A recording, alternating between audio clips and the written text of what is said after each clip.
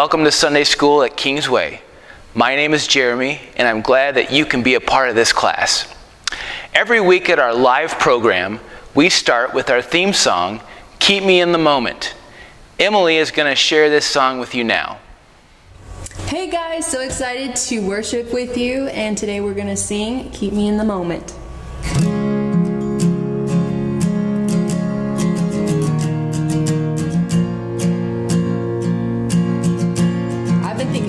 I've been thinking about time, and where does it go? How can I stop my life from passing me by? I don't know. I've been thinking about family, how it's going so fast. Will I wake up one morning just wishing that I could go back? I've been thinking about lately, maybe I can make a change and let you change me. So with all of my heart, this is my prayer. Sing it out. Sing it. Oh Lord, keep me in the moment. Help me live with my eyes wide open, 'cause I don't want to miss what you have for me. Sing it. Oh Lord, show me what matters. Throw away what I'm chasing after, 'cause I don't want to miss what you have for me. Keep me in the moment. Keep me in the moment. Keep me in the moment, 'cause I don't want to miss what you have for me. When I wake up in the morning, Lord, search my heart. Don't let me stray, I just want to stay where you are. All I got is one shot, one try, one go around in this beautiful life. Nothing is wasted when everything's placed in your hands. Sing it out. Sing it. Oh Lord, keep me in the moment. Help me live with my eyes wide open, 'cause I don't want to miss what you have for me. Oh Lord, show me what matters. Turn away what I'm chasing after, 'cause I don't want to miss what you have for me. Keep me in the moment. Keep me in the moment. Keep me in the moment, 'cause I don't want to miss what you have for me. I've been thinking about heaven and the promise you hold. So it's all eyes on you until the day you call me home. Sing it, sing it. Oh Lord, keep me in the moment. Help me live with my eyes wide open, 'cause I don't want to miss what you have for me. Sing it. Oh Lord, show me what matters.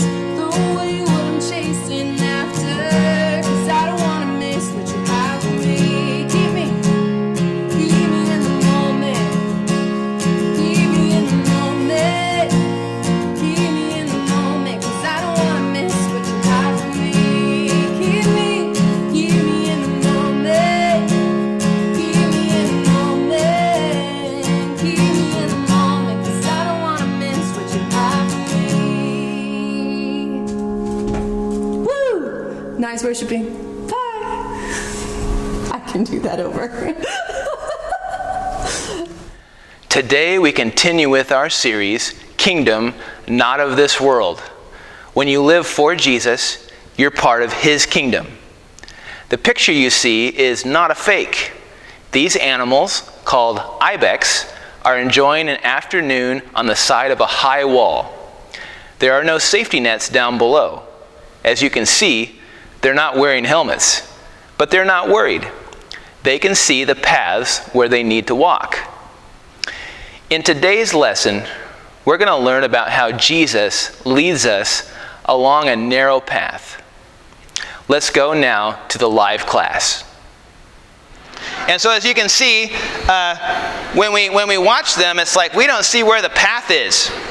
How are they even getting from one side to the other? You don't even see a road there, but the ibex can see the path. And it has it's equipped to be able to do it. You can see it has the special hooves there that allow it to walk this path. And while we stand down at the bottom and we look up and we're like, how is it even possible? Well, the ibex sees the path perfectly fine, and it just walks across, right? It's just like, well, I can do this. That's right, yeah. So in the kingdom of God, our kingdom lesson, our kingdom series is what we're doing right now. In the kingdom of God, the paths are different from the kingdom of darkness. Okay? In Matthew 7, we find that Jesus explains how this works. In the kingdom of darkness, everybody follows a wide path that goes through a wide gate. In other words, what he's saying is, anybody can be on this path. You know, it doesn't matter what you do. It doesn't matter if you believe in Jesus. You can hurt people. You can do whatever you want. You can live your own way. And so it's okay. You go down the wide path and you go through the wide gate. But listen, that road, that leads to destruction. In fact, he says it leads to hell. It's easy, and you can do whatever you want, but you're not going to end up where you want to go, okay? It seems like it's great for a while. It seems like just doing whatever you want whenever you feel like it and not worrying about what Jesus has said. It seems like that's a good way to go, but in the end it ends in destruction. But Jesus said it's different in the kingdom of God. It's different in the kingdom of God. He said, for that path, you're going to go through a narrow gate, a gate that's very slim, and then you're going to walk up a narrow path. Kind of like the ibex walk this narrow path along the side of the wall. You're going to walk a narrow path, and it's going to be hard sometimes. It's going to be hard, but listen, Jesus also said that He is the light. He's the light for our path, and that as we're going up that narrow path, He's going to make sure that we see the path, and He's going to lead us on, and our goal is Him. In other words, He's gone before us, and we're walking that path with Him and towards Him. I want to talk about David today. David. Last week we talked about, those of you who are here, we talked about how Saul was the first king of Israel. And he wasn't a man whose heart was right. His heart wasn't right before God, and so he ended up choosing to do his own thing, to do what he thought was right instead of what God asked him to do. And he ended up being a bad king because God said, I can't bless you, I can't work with you when your heart is not directed towards me. He wouldn't do what God asked him to do. So God made David the next king. But David had to wait a long time after he was chosen as the next king. He had to wait a long time before he actually became king. And it was very dangerous. David lived a dangerous life. He was constantly chased by enemies. Saul chased him around trying to catch him because he was jealous of him. Even after Saul died in battle, it was still over 7 years that David had to wait before he finally became king over all Israel. Now, when that happened, David said, I know exactly where I'm going to put my capital, my castle. And that was called the city of Jerusalem. But there was a problem in that city was not part of Israel. It was actually being owned, it was run by people of another country who didn't like David, and they didn't believe in God. So David brought his men to the outside of that city, and he said, we're going to take it over, and this is going to be the capital of Israel. This is where I'm going to reign from. And the men on the wall that had high walls, the city of Jerusalem had high walls. It was very thick walls. Nobody could break in there and take it over. And so the Jebusites were the people in that city at the time, and they mocked David. They said, ha! Even if we were blind and lame, in other words, we couldn't walk, we could still keep you from taking over the city. Because our walls are so thick, nobody can get in here. So they said, even if we were blind and we were just kind of throwing rocks and throwing spears and stuff at you, we'd still beat you. Because our city is so strong. Is that a good idea, by the way? To mock people who are following the Lord? It's not. So it didn't end well for them. It didn't end well at all. What happened was David said, hey, we got a secret plan. We're going to sneak into the city through the water system. There was tunnels where water was flowing through the city, and so they were able to sneak in that way and take over the city. But you know, David didn't say, this is all happening because I'm so great, because I'm so strong, because I'm so powerful. It was because, and David said it was because the God of angel armies is going before me, showing me the way to go. In fact, he even says in one of his Psalms, it's in Psalm 18, he says, He makes me, God makes me as sure-footed as a deer walking a high mountain. Okay? It's a dangerous path, but David says, because of God, I can see the path and I walk it safely because Jesus is in me and He's leading me on that path. So, I have a question for you. Have you ever thought about God's angel armies? About what that means?